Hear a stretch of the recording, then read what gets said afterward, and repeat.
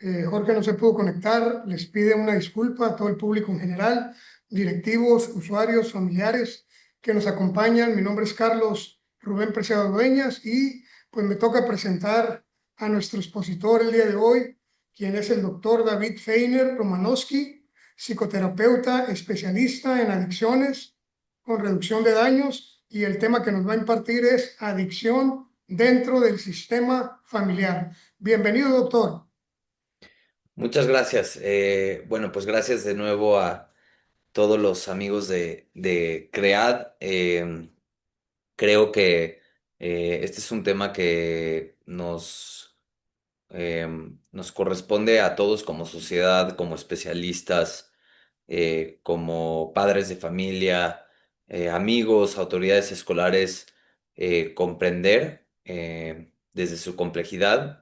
Y bueno, parte de mi intención el día de hoy es elaborar un espíritu reflexivo en torno a el tema de la adicción como un síntoma dentro de la familia. Em, lo que yo quiero transmitir hoy, de cierta manera, es una forma más rehumanizante de las adicciones dentro del sistema familiar, una manera quizás más empática y menos punitiva de comprender el fenómeno, y también hablar del síntoma de la adicción de la familia desde la complejidad, porque solemos asociar adicciones con narrativas muy reduccionistas, ¿sí? Veo que Jorge se está integrando, cosa que me da mucho gusto. Hola, Jorge, ¿cómo está? Em, Ante todo esto, entonces, muchos me preguntan, primero, ¿cómo definiríamos la adicción, por un lado? Y por otro lado, también, ¿por qué es importante estudiar el tema de las interacciones familiares en el fenómeno de las conductas adictivas? Y primero quiero empezar con la narrativa que predomina en el medio de las adicciones, que se repite, que se replica y que pasa muy poco cuestionada. Y voy a utilizar una narrativa de los 40, 50 del siglo pasado, ¿sí? En la cual la narrativa funciona de esta manera. El adicto es un enfermo, los familiares son unos codependientes. Hoy por hoy, en la mayoría de los centros de tratamiento, ¿sí? Que hay una persona con adicciones, la narrativa dominante va a ser: el adicto es un enfermo, los familiares son codependientes. Eh, a mi manera de ver las cosas, no solamente esta narrativa es reduccionista, sino que en el peor de los casos es estigmatizante, es culpígena, ¿sí? Estamos buscando señalar al entrecomillados, al enfermo que no cambia, y señalar a la familia que son facilitadoras de su consumo. Y eso no nos permite tener un análisis, una reflexión, una, un acercamiento mucho más elaborado. Y esto me remite primero a la pregunta de: ¿qué es una adicción? O sea, cuando nosotros definimos la adicción como enfermedad progresiva, crónica, mortal del cerebro que se caracteriza por el consumo problemático de sustancias, claro, sí, me parece que es una definición relativamente aceptada a nivel universal, pero poco nos hace ver sobre el origen de este fenómeno, y cae mucho esta definición en nada más una explicación, ¿sí? La adicción como explicación. Estoy describiendo un fenómeno, mas no estoy explicando ninguna de las causas, ¿sí? Eh, ¿Qué es lo que me ha permitido mi trayectoria profesional discernir, distinguir y trabajar tanto con usuarios como con pacientes con adicciones? La adicción no siempre es lo mismo y no se puede definir de la misma manera para todos. Entonces, el primer preámbulo importante, cuando ya se habla de consumo perjudicial de sustancias, hay personas que se encuentran en trastorno por uso leve, hay personas que están en el trastorno por uso moderado, y hay trastornos, hay personas, perdón, que están en el trastorno por uso severo. Pretender que hay un tratamiento singular, hegemónico, universal para todo el universo de personas con consumo problemático es un grave error. Primero se debe discernir en qué fase del consumo está la persona, qué nivel de consumo trae, qué problemas asociados trae y, por otro lado, qué factores protectores, entre ellas la familia, por supuesto, podemos potencializar y mejorar para que no deteriore la condición de la persona. Eh, el otro punto importante, entonces, el primer punto es, no todo consumo de todas las personas tiene la misma severidad. Hay que identificar en qué nivel de severidad está la persona. El segundo punto importante, no todas las adicciones tienen el mismo origen, ¿sí? En algunas personas, eh, la adicción tiene su origen en una serie de experiencias muy dolorosas en la infancia. ¿A qué me refiero con esto?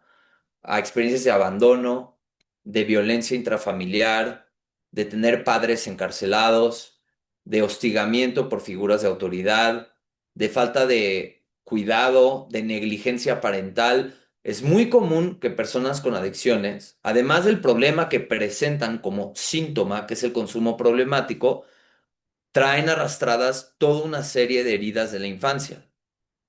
Probablemente 70% de las personas que llegan a pedir ayuda por adicciones traen el cúmulo de estas experiencias adversas dolorosas de la infancia, ¿sí? Entonces, la adicción, lejos de ser meramente una enfermedad, si lo podemos ver desde otro lugar, es la búsqueda de escapar del sufrimiento humano arraigado o asociado a este tipo de condiciones en la infancia, de problemáticas arraigadas en la infancia, de una serie de necesidades que no fueron cubiertas, ¿sí? Entonces, eso por un lado. En otros casos, hay personas que caen en consumos perjudiciales que no tiene que ver necesariamente con trauma infantil. Estas pueden ser personas que se desenvuelven, por ejemplo, en trabajos sumamente demandantes, sumamente tóxicos en ocasiones, en donde la persona para aguantar o sostener un ritmo laboral tan desgastante, tan intenso, su forma de adaptarse, a sostenerse con ese trabajo, es mediante el consumo. Por ejemplo, es muy común, se ven en traileros que conducen largas horas, se ven en taxistas que tienen que trabajar día y noche, se ven en distintos tipos de profesiones también, médicos, donde el ambiente les exige tal nivel de rendimiento que la única manera que encuentran para sostenerse es con el consumo mismo, ¿sí? Entonces, también puede ser en función de la búsqueda de productividad. En otras situaciones, la adicción o el consumo perjudicial también se puede comprender como una automedicación. En este sentido, vamos a ver personas con insomnio que se automedican con alcohol o con marihuana. Vamos a tener personas con un posible trastorno por déficit de atención que se automedican con cocaína, porque justo cuando un paciente con TDAH, trastorno por déficit de atención e hiperactividad, eh, asiste a un psiquiatra, en muchas ocasiones lo que le recetan es un metilfenidato, es un estimulante. Muchas de estas personas en su consumo adictivo consumen cocaína, también es un estimulante. Entonces, lejos de que se automediquen con un estimulante, un médico les va a dar un estimulante controlado. Entonces, la adicción también se puede comprender como una automedicación. En otras situaciones, la adicción también se puede comprender como un resultante, y para esto me voy a meter en el tema familiar de hoy, de la ruptura de vínculos, ¿sí? La ruptura de vínculos me refiero a terminar en situaciones de mucho aislamiento, de hostigamiento.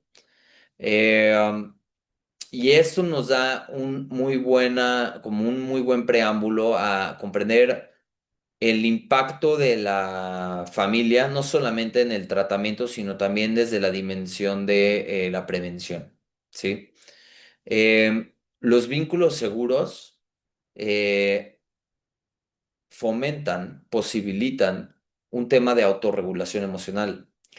Em, Mientras los niños y las niñas van creciendo, sobre todo en etapas formativas, ellos no tienen la capacidad de autorregularse, ¿sí? La capacidad de autorregulación emocional se logra gracias a figuras adultas. Cuando las figuras adultas están bien trabajadas emocionalmente, pueden sostener todo tipo de emociones en niñas y niños, desde tristeza hasta enojo, a felicidad, alegría, angustia. La validación de estas emociones de los padres de familia, el poder sostener a los niños, por ejemplo, cuando hacen berrinches, el poder validarlos, acompañarlos, permite una clara autorregulación emocional. Los niños, repito, no, así como los niños no saben hablar, aprenden a hablar, los niños aprenden a gestionar sus emociones. ¿De quién aprenden a gestionar las emociones? De los adultos, ¿sí? Entonces, ese es otro punto importante. ¿Qué es lo que observo yo frecuentemente? Y esto quiero que lo puedan integrar hoy como parte del aprendizaje. Hay un porcentaje significativo de mis consultantes, sobre todo niños que fueron maltratados, que ya llegan conmigo de adolescentes o de adultos, que no solamente no pudieron obtener protección de sus papás, sino que los papás, no por quererlos culpar, no por ser malas personas, los mismos padres, al no tener un trabajo personal propio, no pudieron sostener a los hijos, pero no solamente no los pudieron sostener, en muchos casos violentaron a sus hijos, ¿sí? Por medio de violencia física, violencia emocional, intimidación, etcétera. Y lo que termina pasando a nivel vínculo, desde una problemática, es que en teoría, en un ambiente saludable, un niño va a pedir apoyo, contención, cariño, protección por parte de la figura adulta. La pregunta es, ¿qué pasa si de esa fuente donde yo debiera de tener cariño, protección, no solamente no obtengo eso, sino que obtengo hostigamiento, humillación, violencia, ¿sí? Lo que termina pasando entre muchas otras cosas es, primero, los niños necesitan sostener el vínculo. ¿Por qué? Mientras más chicos están, los niños necesitan de las figuras adultas para sobrevivir, ¿sí? Entonces, ¿qué termina pasando?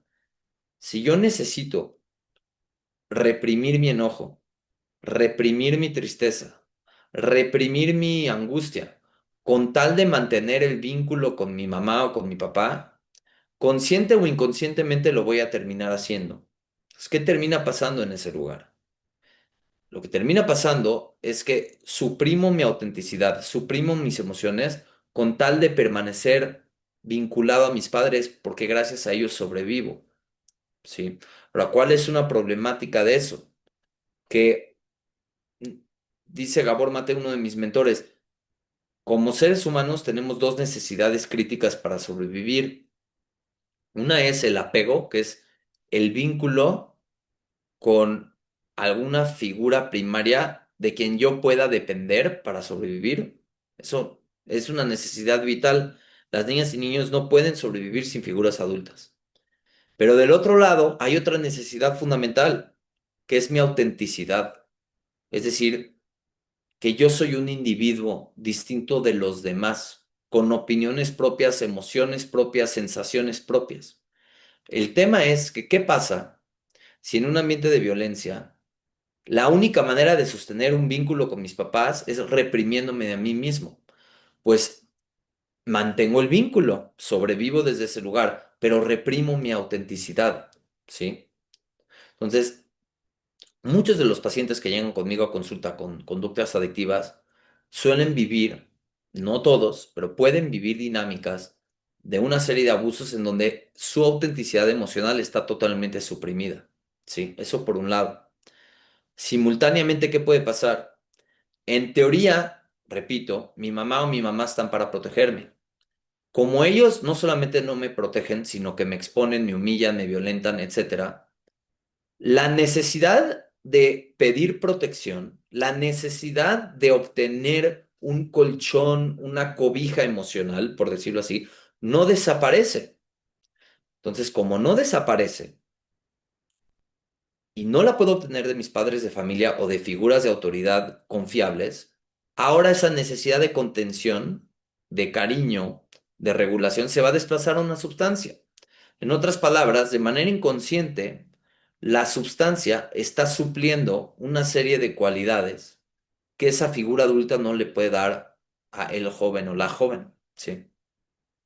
Por eso, a la hora de llegar a tratamiento, antes de yo quererle quitar el consumo a un paciente o decirle que es un enfermo, sí le pregunto, oye, ¿qué beneficios te está dando esta sustancia para ti? ¿Sí? Y ahí encontramos, me da calma, me da contención, me baja el estrés, me da una sensación de control. Todas esas cualidades, en teoría, que se tienen que recibir de una figura adulta, no se lograron en su momento. Por ende, van por este falso sustituto, ¿sí? La adicción es un sustituto a muchas necesidades que no se cumplieron. Eso se entiende desde una teoría del apego y desde las experiencias infantiles. Entonces, eso vale la pena resaltar. Ahora, otro punto importante que muchos me dicen es, oye, David, a nivel familiar, eh, la adicción seguramente es genética, porque yo tuve alcoholismo, mi papá tuvo alcoholismo, mi abuelo tuvo alcoholismo. Y yo les diría, sí, sí hay una parte genética ligada a las conductas adictivas, pero la adicción es mucho más que genética.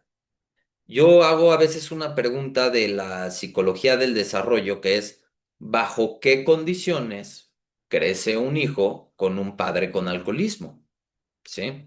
Ahí ya no solamente nos estamos fijando en los genes, sino que nos estamos fijando en pues, qué ambiente emocional vive, desarrolla una persona cuyo padre y abuelo tienen alcoholismo, ¿sí? Y eso me lleva a lo que llamamos niveles de estrés, ¿sí? El estrés juega un papel también importante en el desencadenamiento de conductas adictivas. Y muchas familias me dicen, oye David, pero el estrés entonces es muy malo, ¿verdad? Y yo les digo, no, el estrés, como en todo, en pequeñas dosis y cantidades, el estrés nos permite sobrevivir, el estrés nos permite ser creativos. Pregúntense ustedes mismos si en su trabajo no tienen o viven estrés. Todos vivimos estrés. El estrés en pequeñas cantidades puede derivarse en creatividad, resolución de problemas, resiliencia. De hecho, cuando fortalecemos un músculo, lo estresamos. El rollo del estrés es que todo va bien siempre y cuando sean situaciones en donde vivo estrés, sobre todo en etapas formativas, pero siento el apoyo de figuras adultas, sean papá, mamá, maestros. Tengo un sistema de colchones que me protegen de los golpes de la vida y eso me permite que mi estrés se regule a un nivel base y no hay ningún problema al respecto. El problema de personas que viven en entornos altamente violentos y de hostilidad es que viven con lo que llamamos estrés tóxico, estrés crónico. Una persona que está viviendo constantemente bullying, violencia, humillación, va a vivir en un estado constante de hipervigilancia, de alarma. Piensen en una alarma que está prendida todo el tiempo, ¿sí? En ese sentido, cuando en los años formativos, infancia y adolescencia particularmente, nuestro cerebro está permanentemente en un sistema de estrés muy alto, eso va a interferir con nuestra capacidad de establecer conexiones a nivel neurológico, a nivel cerebral, de tal manera que es un cerebro que está constantemente reactivo, porque todo el tiempo está en modo supervivencia, no va a poder elaborar una sana formación de la corteza prefrontal y sus habilidades. Con esto me voy a toma de decisiones, capacidad de autorregulación, planeación del futuro, la capacidad de tener empatía por uno por los demás. Estas habilidades ejecutivas no se terminan de desarrollar hasta los 25 o 30 años. Pero en alguien que está constantemente viviendo expuesta a entornos de violencia, vamos a tener un cerebro mucho más hiperactivo, mucho más reactivo y con mucha menor capacidad de reflexionar y de aprender, ¿sí? Por eso es que los niños que no están enfocados y que no pueden aprender bien en la escuela, no solamente son producto o no exclusivamente es un producto de una falta de cognición. La cognición, el proceso de aprendizaje, también lo puedo establecer o alcanzar más fácilmente si emocionalmente estoy regulado.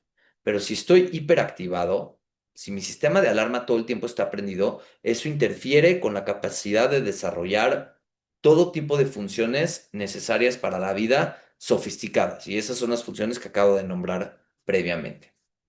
Entonces, el estrés tóxico es un hilo conductor muy importante para elaborar adicciones, ¿sí? Otra vez, alguien que está viviendo todo el tiempo amedrentado, hipervigilante, con su sistema nervioso desregulado, pues le va a llamar más la atención encontrar una sustancia que temporalmente le ayude a mitigar ese estrés, ¿sí? Entonces, parte también de un tratamiento exitoso de adicciones, no solamente es que dejen de consumir, sino es que logren gestionar su estrés de mejor manera.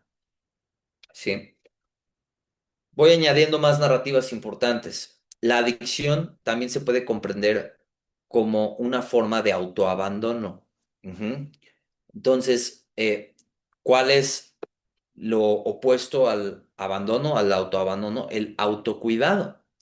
En ese sentido, para yo haber caído en un ciclo de tanta autosabotaje y autoabandono, significa que también no tuve mucho la experiencia de haber sido cuidado por alguien más, de haber sido visto, cubierto en mis necesidades, tanto en la parte alimenticia como en la parte económica, como en el aspecto emocional y psicológico, etcétera. Entonces, estoy replicando el abandono de mis padres en algunas ocasiones en mí mismo. Entonces, también parte de un tratamiento exitoso es restablecer hábitos de autocuidado como la buena alimentación, el ejercicio, el dormir bien, el tener una estructura. ¿Por qué? Porque el autocuidado es el lenguaje del amor. ¿Sí? Persona que viva en el abandono es persona que no vive el amor propio. Entonces queremos restablecer también lo que significa el amor propio, no nada más en el sentido emocional, sino también mediante la implementación de ciertos hábitos, ¿sí? Ahora, eh, ¿por qué es importante incorporar esta dimensión compasiva? Porque la respuesta generalmente que tenemos en nuestro país a nivel familiar para trabajar con las adicciones es el de humillar, amedrentar, aislar a la persona, eh, darle a entender que merece ser castigada por el consumo, pero mi planteamiento no es así. Mi planteamiento es,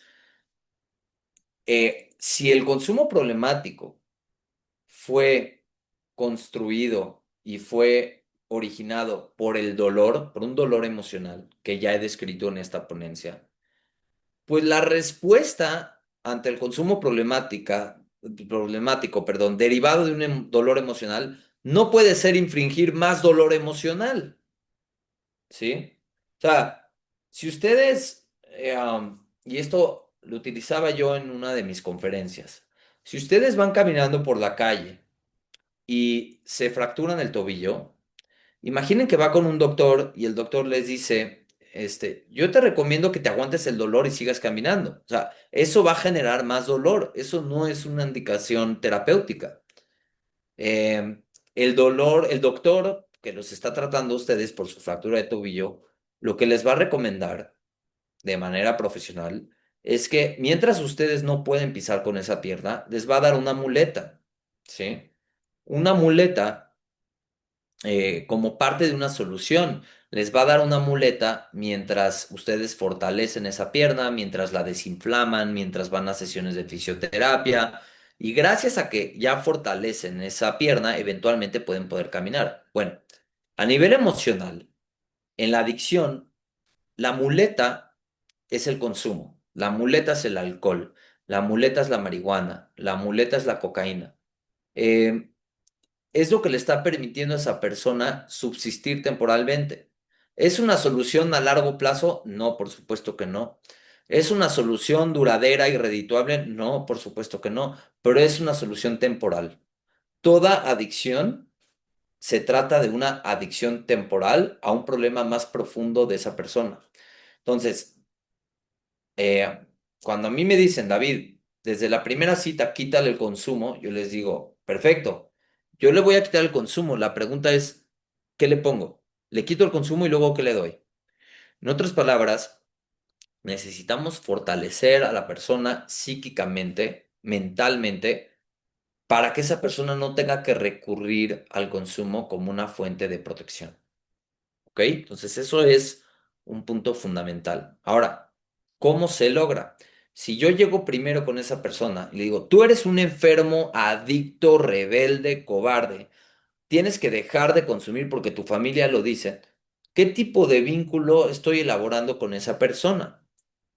En eso sí es importante cuestionarnos. Antes de hacer cualquier intervención, independientemente de doble A, un enfoque cognitivo-conductual, tratamiento psicofarmacológico, lo que ustedes vean, lo más importante en las adicciones es primero generar un vínculo seguro y confiable, ¿sí? Donde la persona pueda hablar de su dolor sin sentirse juzgada y sin sentirse amenazada.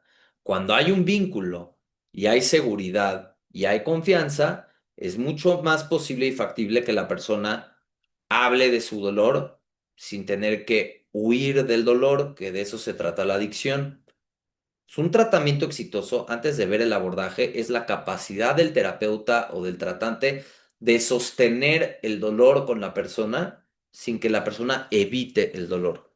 ¿Sí? Entonces, eso es otro gran preámbulo del tratamiento de las adicciones. Ahora, otra dimensión que me gustaría incorporar en el tema de la familia es el enfoque de género, la perspectiva de género.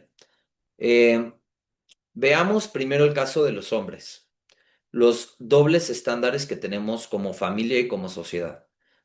Al hombre se le dice que beber mucho es señal de virilidad y de fortaleza, ¿sí?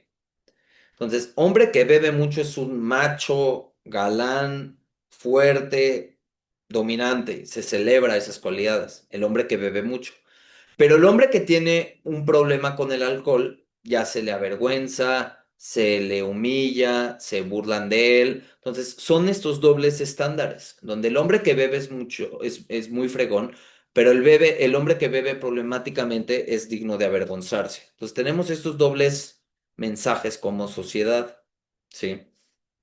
Entonces, muchos de los consultantes varones que llegan conmigo traen estos aprendizajes interiorizados de la sociedad que para celebrar hay que beber, para sacar las penas hay que beber, para festejar el partido, la victoria de fútbol hay que beber. Entonces, también está ritualizado y aprendido y celebrado el tema de consumo de sustancias, ¿sí? Entonces, desde los hombres, así se nos enseña a canalizar nuestras emociones. El hombre no puede llorar porque el llanto es sinónimo de debilidad, entonces bebe, ¿sí? Bebe y se pone agresivo cuando de fondo probablemente hay tristeza, pero tristeza no la podemos tocar. Solo nos enseñan a la sociedad que los hombres nos podemos enojar, ¿sí? Entonces, eso es incorporar también la perspectiva de género, que es aprender con los hombres en tratamiento, donde aprendiste a minimizar tu tristeza, eh, donde aprendiste a tapar algunas otras emociones que se te enseñaron que son sinónimo de debilidad. Entonces, por ahí hay un reto muy grande en el tratamiento con los hombres. Ahora, en el tratamiento con las mujeres, estos son cifras, 8 de cada 10 mujeres que llegan a un sitio de tratamiento por consumo perjudicial de sustancias traen algún antecedente de abuso sexual, ¿sí? Eh, Incluso, pues bien sabemos en nuestro país, si no se trata de un abuso sexual, las mujeres son frecuentemente targets o víctimas de todo tipo de violencias, desde el que las tocan en la calle, les chiflan, las alcoholizan para tener sexo con ellas, etcétera. Entonces, una parte importante de la perspectiva de género para mujeres con adicciones es incorporar el tema de las vulnerabilidades que han vivido a nivel social, los machismos, las violencias estructurales. Eh, en muchas situaciones, desafortunadamente, las mujeres tienen ciertos puntos emocionales muy particulares a tratar debajo de las adicciones, que es puede ser o violencia sexual de fondo, o puede ser también hostigamiento económico, violencia económica, o puede ser que el marido las abandonó y tienen que fungir el rol de proveedoras y además de la parte maternal, emocional con la familia. Esa es una función súper pesada para la mujer. Y de pronto, si se involucran en grupos mixtos, en donde hay hombres que se las empiezan a ligar, les empiezan a tirar la onda, se empieza a promover una relación que no es por propósitos terapéuticos, sino que tiene otro tipo de visión, es muy fácil que podamos retraumatizar a la mujer, ¿sí? Entonces, por eso también es importante incorporar muchos programas con perspectiva de género que atiendan las causas de las adicciones de estas mujeres, ¿sí? En donde de pronto hay temas que ellas no se van a sentir cómodas compartiendo en un grupo de hombres, de varones. Y también hay temas de varones que no se sentirán cómodos compartiendo en un grupo de mujeres. Hay temas que se pueden trabajar de manera mixta, pero no hay que pasar por desapercibido que hay problemáticas que sí corresponden a ciertos géneros que no se deben mezclar porque es fácil caer en una retraumatización. Sí. Ahora, eh, a nivel familiar, otro punto que quiero abordar es que mucho se habla del daño que ha causado la persona con adicciones dentro de la familia. Y eso es verdad. Sin duda alguna, yo veo en la consulta que hay personas con adicciones que a raíz de su consumo, posiblemente deudas que han generado, mentir, llegar a deshoras, empeñar cosas, todo eso, por supuesto que puede generar dolor en la familia, porque se genera desconfianza. Pero no quiero tampoco hablar de este fenómeno nada más de manera singular o en una sola dirección, es decir, el consumidor es el que causó los problemas de la familia.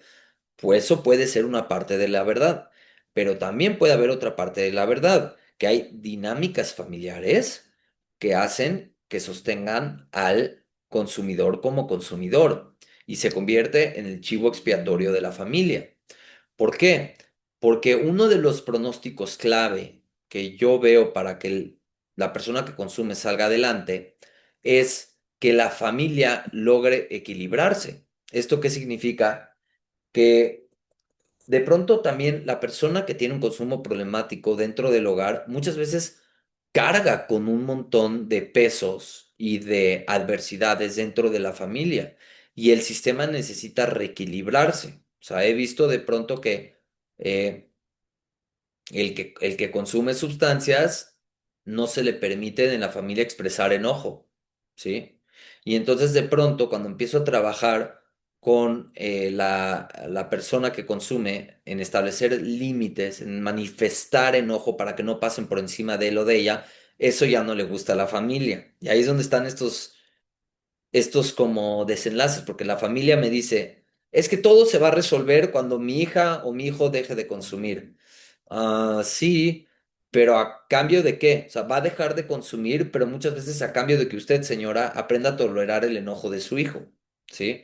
O va a dejar de consumir a cambio de que usted, señor, deje de decirle que a su hijo que es un inútil y un idiota, ¿sí?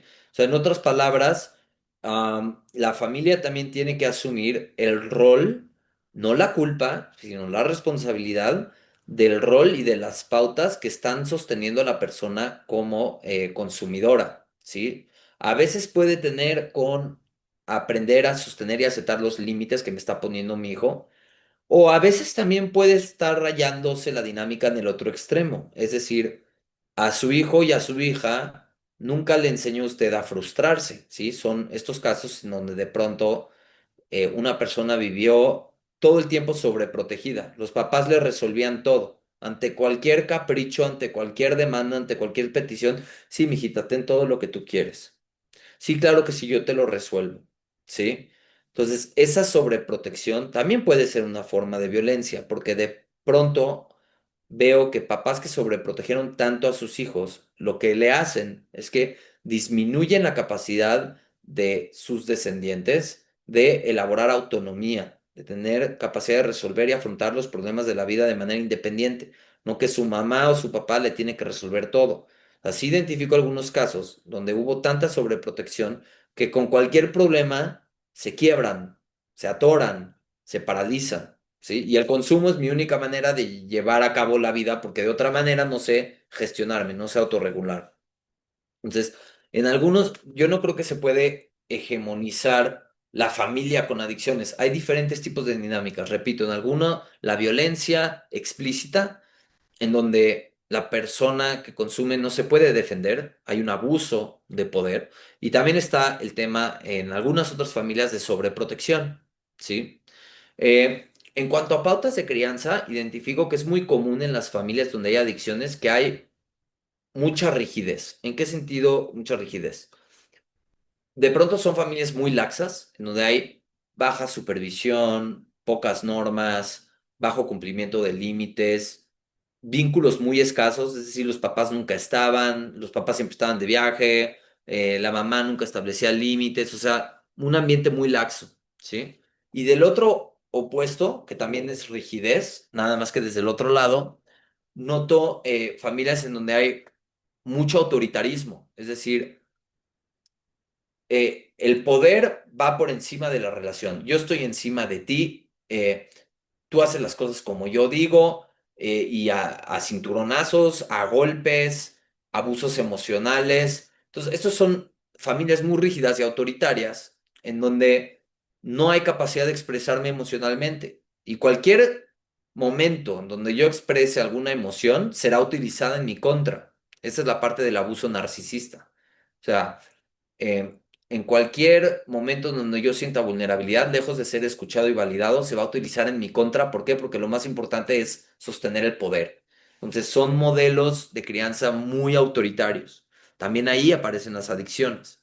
Entonces, de un lado, como no tengo estructura, no hay límites, no hay contención, pues la persona no va a aprender a autorregularse porque si consumo, si me paso, si me excedo, no hay nada que me regule, no hay nada que diga, oye, por ahí no es, ten cuidado. Ese es en el modelo laxo.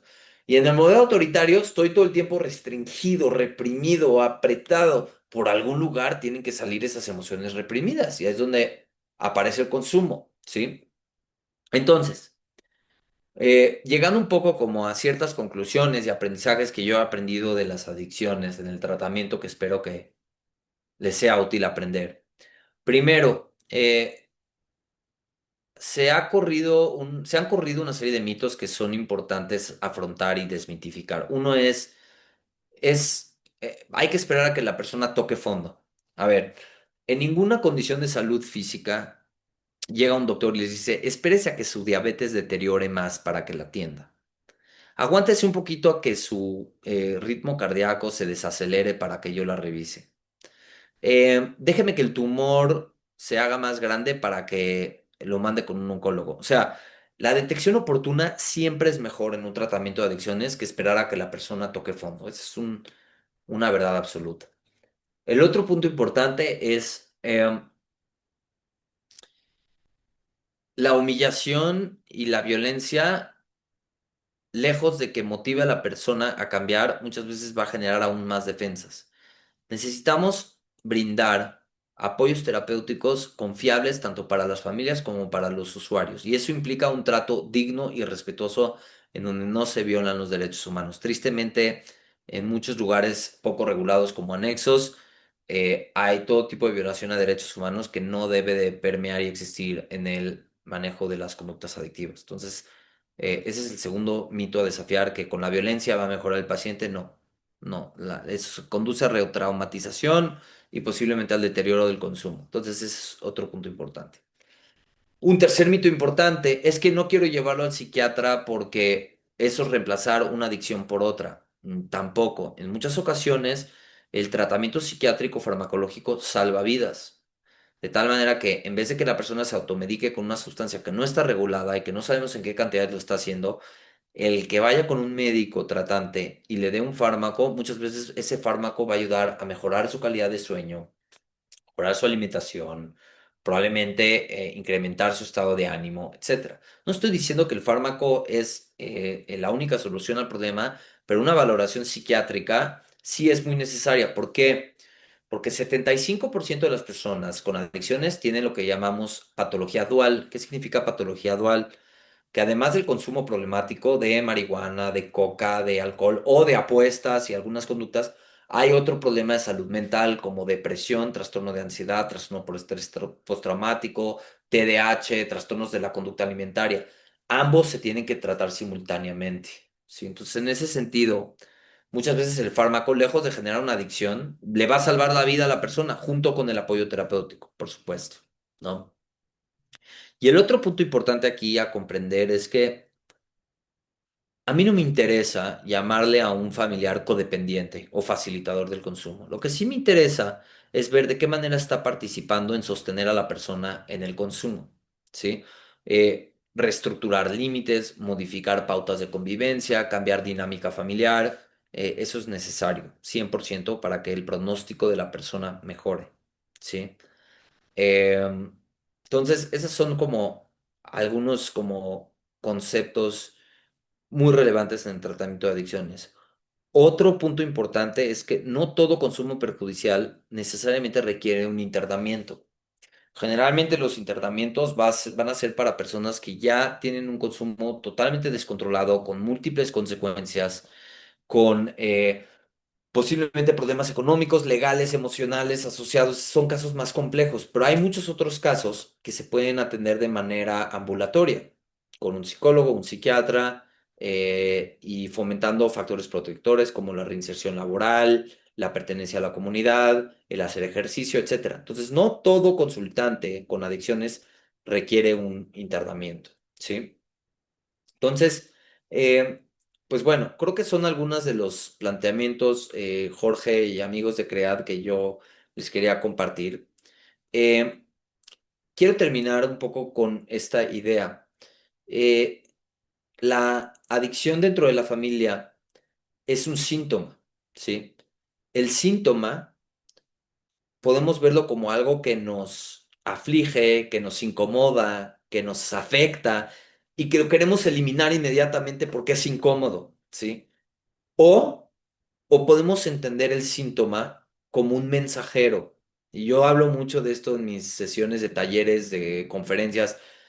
Cuando tú tienes dolor en el cuerpo, esa es la parte del síntoma que te dice, oye, ¿sabes qué, Jorge? Si te duele el hombro, vete a checar con el médico, te has de haber caído y algo ha de haber pasado, ¿sí? O puedes pretender que el síntoma no está y no tienes un dolor hasta que las cosas se complican peor. Entonces, el síntoma, que es el consumidor dentro de la familia, podemos verlo como el alcohólico, el enfermo, el drogadicto, eso es una manera de verlo, pero mi manera de entenderlo es que el síntoma dentro de la familia nos está comunicando, nos está dando voz en que algo no está equilibrado dentro del núcleo familiar, ¿sí? Es la manera en la que esa persona ha encontrado para expresar algo que no puede poner en palabras, ¿sí? A mí me gusta hablar del consumo perjudicial dentro de la familia como el juego del dígalo con mímica, en la cual la tarea es la siguiente: tienes que actuar una película o una serie sin poder poner palabras, ¿sí? De eso se trata el dígalo con mímica. En la adicción es igual, estoy poniendo por medio de mi consumo palabras que no puedo expresar, ¿sí? Dolores que no se han podido canalizar. Entonces, mi manera de ver esto es, no me interesa ver culpables, ni codependientes, ni enfermos, me interesa saber qué me está queriendo decir el síntoma sobre esta familia, sobre este desequilibrio que se está produciendo, ¿sí? Em, y bueno, creo que con esta idea me gustaría cerrar, Jorge, y yo no sé si quieran abrir un foro de preguntas o de comentarios o de algo que haya salido de esto que expliqué el día de hoy. Ok, doctor. Bueno, pues primeramente muchas gracias por la atención que nos brindó para poder dar este tema. Y sin duda a mí me llamó mucho la atención porque he visto publicaciones suyas con diferentes puntos de vista que me parecen importantes también porque yo creo que si adoptamos un punto de vista diferente y dejamos un poquito a un lado lo que nos han vendido hasta hoy, yo creo que podría ser también muy importante aportación para el tratamiento, ¿no? Entonces, eh, he escuchado conferencias suyas y todo este tipo de cosas, y yo creo que sí son temas que deberíamos seguir compartiendo con la gente, porque en la mayoría de los establecimientos, pues obviamente utilizan esas frases, ¿no? Que al final de cuentas, pues también son estigmatizantes, ¿no? Mm. Y así es, entonces yo creo que el romper con el estigma y con los paradigmas que están impuestos, pues yo creo que sí sería un muy buen avance para los tratamientos que se están brindando el día de hoy en México. De hecho, Eh, quería complementar lo que dice Jorge, que luego me dicen a mí, ¿no? Es que David, tú lo que me estás diciendo es que al no llamarlo un enfermo significa que no ves que hay un problema con el alcohol. No, no, no se trata. Ojalá fuera tan fácil. así Sí veo que hay un es, problema porque a eso me dedico, ¿no? ¿Qué me estás diciendo? Que como tú no, como tú no le dices codependiente, no estás viendo que tiene pautas desfavorables. No, no estoy diciendo eso. O sea, yo creo que se puede ver el problema de la dinámica de la adicción y de la dinámica de las pautas familiares sin poner este tipo de señalamientos, ¿sí? Una parte importante aquí que yo menciono es, generalmente, si yo te impongo algo y te violento y te señalo, por supervivencia, tu mecanismo de defensa va a ser rebelarte frente a mí, así es, ¿sí? seguro que sí, Entonces, la adicción también es una forma de rebelión, es la búsqueda de yo tener control. Tú podrás controlar que me grites, que me agredas, pero no puedes controlar si consumo. Es una forma de obtener poder, no una forma sana, no una forma saludable. Entonces, yo tengo como proveedor de salud de salirme de ese tipo de relación de sometimiento y rebeldía, ¿sí? Para que esa persona pueda sacar otras partes que no son las de rebeldía de consumo, por decirlo así, ¿sí? así es, sí, Entonces, por ahí iría yo un poco. No todo lo tenemos que patologizar para ver que hay un problema. Yo, sí, claro que hay problemas de vinculación y problemas de consumo, pero no necesito llamarte Jorge adicto, mentiroso, enfermo, ¿sí? Yo así creo que la es. persona con consumo es mucho más que su consumo. Es mucho, es papá, es amigo, es hijo, es trabajador, es mucho más que nada más su consumo. ¿Me doy a entender? Sí, y fíjate, David, que de hecho, eso ha sido parte también de una gran justificación que ha surgido entre los tratamientos, ¿no? Ah, pues como estoy enfermo, pues ya me justifico y sigo consumiendo, ¿no? Ujú, claro. Entonces, así es, Como yo se da digo, mucho, a ver, ¿el diagnóstico responsabiliza o el diagnóstico condena? ¿No? ¿Para qué estás utilizando esa etiqueta? Si es en forma de aceptación, tengo un problema y lo quiero resolver, adelante.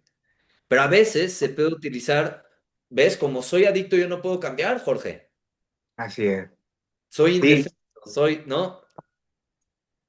Y voy eso a, es... voy a continuar porque estoy enfermo. Exacto, Eh, exacto. Enfermo, como algo que es permanente, algo que no se puede mover, algo que no se puede quitar. así es. Sí, y ha sido, te digo, un hecho muy justificable. Ajá, Eh, Me pareció también muy interesante lo que comentabas sobre la pregunta abierta que les haces a tus consultantes, ¿no? Que en qué te beneficia el consumo. Entonces las respuestas yo creo que también pueden ser muy favorables para la elaboración, la estrategia del plan terapéutico que vais a implementar, ¿no? claro, claro. Eh, Al hacer esta pregunta, vas a obtener la información más fundamental del origen del problema. Así es. Porque Sí, por naturaleza lo sabe cada quien, ¿no? Por eso claro, la respuesta. claro. Yo sí Así creo es. que el paciente también es experto en su consumo, Claro. Sí, sí, sí.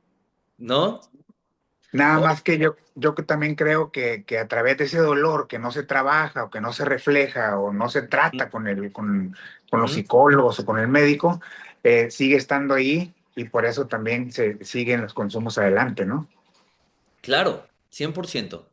De hecho, Ujú. una de las técnicas que hacemos en la entrevista motivacional es el balance decisional, es decir, cuáles son los pros de consumir, cuáles serían los pros de dejar de consumir, cuáles son los pros de seguir consumiendo, cuáles son los pros de dejar de consumir, o sea, toda esta parte, porque pues de algo le ha servido a la persona y hay que Así es, encontrar nuevas formas de afrontar el dolor, así ¿sí? es, A mí me gusta mucho lo que dice uno de mis mentores. Dice que gran parte de la medicina occidental está enfocada en eliminar o quitar el dolor, cuando la respuesta correcta es enseñarle al consultante a sostener el dolor. así es. El sostener el dolor te hace más resiliente.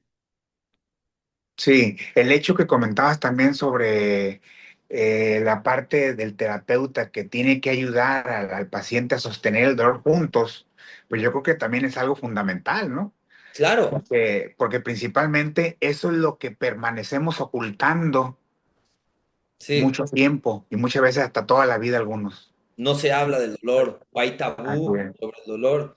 Incluso me atrevo a decir una cosa, como que mencionas esto. Yo no he tenido una adicción en mi vida personal, ¿sí? Pero ciertamente puedo encontrar conductas mías que no son las más saludables y que a corto plazo me dan algún tipo de beneficio, pero sé que si les sigo, me está causando daño. Y aún así las hago. Eso Así lo es, que me permite hacer es conectar con la parte humana de la persona que está enfrente de mí.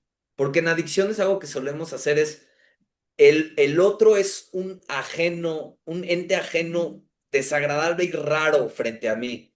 Cuando yo puedo ver conductas adictivas en mí, a veces en forma de estar en el teléfono en la noche en vez de quedarme dormido, a veces en forma de alimentarme de una manera poco saludable, puedo ver que hay una parte universal de los usuarios que se refleja en mí. En otras formas, rehumanizo la experiencia de la persona.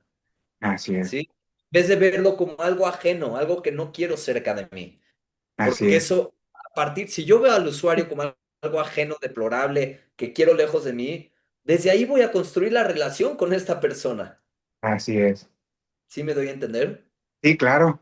No, no, y aparte, pues yo creo que una actitud así de un terapeuta, pues también podría ser, es algo muy alejado de la comprensión del problema, ¿no? Y de la empatía Puede que se debe revivir de la ejercer. experiencia de rechazo que esa persona ya vivió dentro de su propio origen. ¿Me doy a Así entender? es, así es. Yo creo que son puntos muy sensibles, doctor, que se tienen que manejar y aprender en los establecimientos principalmente, ¿no? Porque realmente hay mucho todavía de lo aprendido hace muchos años del Ujú. programa de Alcohólicos Anónimos que fue escrito hace muchos Sí, años sí. y que ahorita la realidad del consumo y de la adicción pues es totalmente distinta, ¿no? Y yo creo, repito, tampoco soy una persona que minimiza o bloquea el alto valor agregado de los 12 pasos para algunos. O sea, el sentido de comunidad, de servicio, la posibilidad de perdonarse a uno mismo y a los demás. O sea, hay cuestiones muy nobles. Que funcionan. Como todo, incluyéndonos nosotros, terapeutas, doctores, hay que revisar nuestras prácticas, hay que actualizarnos y ser críticos y no poco dogmáticos, ¿no? No ser tan dogmáticos con lo que ofrecemos. Eso creo que es bien importante. Así es. Oye, doctor, una pregunta. ¿Cómo mira usted el sistema familiar en lo general ahorita en la actualidad con todo este tema de las redes sociales, del Facebook, del teléfono, del internet y todo este tema? Sí, es una buena pregunta porque muchos hablan de quitarle los teléfonos a los niños, pero yo luego digo que hay que quitarle los teléfonos es a los adultos. O sea, Exacto, sí, sí, esto termina siendo un objeto muy intrusivo en la dinámica familiar. sí, A mí me parece que, a mí me preocupa más el tema del consumo irresponsable, perjudicial de las tecnologías hoy por hoy que el de consumo de drogas, me atrevo a decir. O sea, ya tenemos un problema en nuestras manos que sí me preocupa porque ¿qué capacidad tenemos hoy de establecer una conexión humana genuina, en particular con nuestros chicos y chicas que necesitan de nuestra presencia y de nuestro afecto, ¿no? Así es. Creo que esto ha posibilitado resolver un montón de problemas y ser más prácticos y dinámicos con la información, pero también hay que identificar, no demonizar las tecnologías, pero sí identificar que en su exceso nos está llevando a una epidemia, por ejemplo, de soledad, ¿sí? Estaba escuchando un estudio interesante de Estados Unidos que muchos jóvenes ya ni siquiera tienen las habilidades para irse a ligar a una chica, porque no están relacionándose en vivo con las personas, Sí, ¿sí? Entonces, escasas habilidades interpersonales, aislamiento, la conexión constante a estos dispositivos también pueden afectar la calidad de sueño, en particular en adolescentes. Está asociado en un uso fuerte de tecnologías, está asociado con mayor índice de depresión, ansiedad, incluso tendencias suicidas. Entonces tenemos un reto ahí también bien importante, seguro. sí. Entonces yo creo que le apuestas al control del uso, más que nada, ¿no? Pues están habiendo nuevas experiencias interesantes, en particular en países desarrollados. En México no he visto nada todavía, pero que han encontrado, por ejemplo, que en colegios en donde no les dan el celular hasta la salida, reportan los alumnos menor malestar, menos síntomas ansiosos, mayor capacidad de concentrarse. Entonces, no hay que demonizar las tecnologías, pero definitivamente tener una observación y una gestión del tiempo que pasamos en ellas sí es una situación que nos apremia. Así es. Fíjate que hace como 10 días aproximadamente estuvimos en un congreso en Ourense, España, y se enfocaron mucho en investigaciones de este tipo, porque estaban comentando que sí causa mucho daño en el sistema familiar, incluso se cae en el abandono que comentabas hace rato, ¿no? Ujú. Por eso entiendo tu postura sobre decir que le deberíamos de quitar el teléfono fuera a los grandes, ¿no? Sí, Sí, entonces está como en boga el tema en Europa sobre el tema de las tecnoadicciones y todo este tipo de cosas. sí, sí, puedo compartir a lo mejor ya de manera anecdótica que tengo un pequeño de 3 años y la otra vez me dijo, y no era con afán de no escuchar lo que estaba contestando un mensaje de un paciente, pero mi hijo estaba al lado de mí, me vio en mi celular y me dice, papá, despierta. Yo dije, órale, cómo son intuitivos estos canijos, ¿no? Así es. Sí, no, pues la verdad sí, sí, yo creo que son muchos desafíos los que tenemos en puerta y pues yo creo que la continuación del trabajo es muy importante. Nosotros seguiremos haciendo congresos internacionales, el del 2026 va a ser en Acapulco y seguiremos haciendo este tipo de estrategias para que la gente tenga información Sí. accesible, ¿no? Científica, veraz, Ah, actualizada. así es. Sí. Entonces, ya para concluir, doctor, ¿qué le recomiendas a la familia que puede tener un paciente en tratamiento o incluso que todavía lo tiene en casa y que Ujú, está titubeando, ¿no? Para tomar la decisión de ayudarlo? ujú. Mira, de lo principal es lo que he comunicado. ¿Puedo yo buscar justificar el problema o agredir a mi familiar o reclamarle? ¿O puedo yo descubrir dos cosas? Uno, ¿qué hay atrás de su consumo? ¿Sí? Tener una conversación franca de, oye, no justifico tu consumo, pero me gustaría comprender qué hay atrás de tu consumo. Esa es una. La otra es sí estar dispuesto a llevar al usuario a un centro de tratamiento, pues es válido, pero también estar dispuesto y ser responsable con qué posible participación puedo tener yo en el consumo. Así No es. desde la culpa, no desde la humillación, pero tener curiosidad. Sí, ¿Qué, no, y también desde la idea de solucionar el problema en cierta forma, ¿no? Sí, recordemos que en psicología luego hablamos de las ganancias secundarias. En muchas ocasiones puede ser hasta marido o mujer que llega el marido o la mujer y es que mi pareja consume y tal, pero de pronto uno empieza a observar la dinámica y hay mucho abuso emocional, maltrato, no lo deja el otro expresar su dolor, etcétera. Entonces, responsabilizarse de la dinámica también es importante. Ok. No solamente como, yo digo que las familias el problema que tienen también es que creen que es el tratamiento de las adicciones es un car wash, ¿no? Meto el coche, que lo laven todo, lo pulan, Y lo saco. y lo Sí, sí, sí. saquen, ¿no? Así como, Pues, y yo les dije, híjole, les tengo malas noticias porque no soy lavacoches ni nada de esto, no tengo todavía así esa es. tecnología. Incluso ideas de la familia que dicen aquí se los dejo, yo me Sí, retiro, vengo en tanto tiempo y me lo llevo. exacto. Y luego al rato reincide y dice, no, pues el tratamiento no funcionó. Ajá, sí, la culpa la tiene usted. Así. Sí, Sí. no, pues muchas gracias, doctor, la verdad, por su espacio y pues sin duda una excelente participación, una excelente información para poder que la gente también comprenda este tipo de cosas. Si logramos comprender unas nuevas ideas, yo creo que estaremos más cerca de tratamientos distintos y más exitosos, ¿no? Sí, yo digo, quiero concluir nada más una cosa, Jorge, gracias por la invitación. Eh, la, el tratamiento de adicciones debe juntar dos cosas, ciencia y evidencia y compasión y empatía.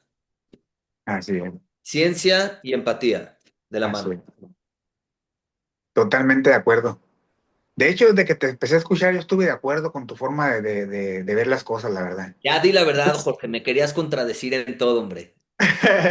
No, no, no, al contrario, al contrario. Muchas gracias, doctor, y pues un agradecimiento también de parte de nuestro presidente, el licenciado Roberto Ortiz Cervantes, que también está en el ánimo de seguir haciendo actividades en beneficio de la gente. Pues muchísimas gracias, licenciado, también. Gracias por la apertura a este espacio y no sé si hay algo más porque tengo que partir a casa. No, no, no, ya, muy amable y muchas gracias, doctor. Buenas noches, se cuidan mucho, un fuerte abrazo. Nos vemos Y, pronto. ok, y muchas gracias también a todos los que nos vieron, ¿no? Que a todos Claro, los que están conectados y gracias a todos estaremos informándoles de las siguientes temas que vamos a estar compartiendo. Que tengan excelente noche todos y hasta la próxima. Nos vemos, doctor. ya lo.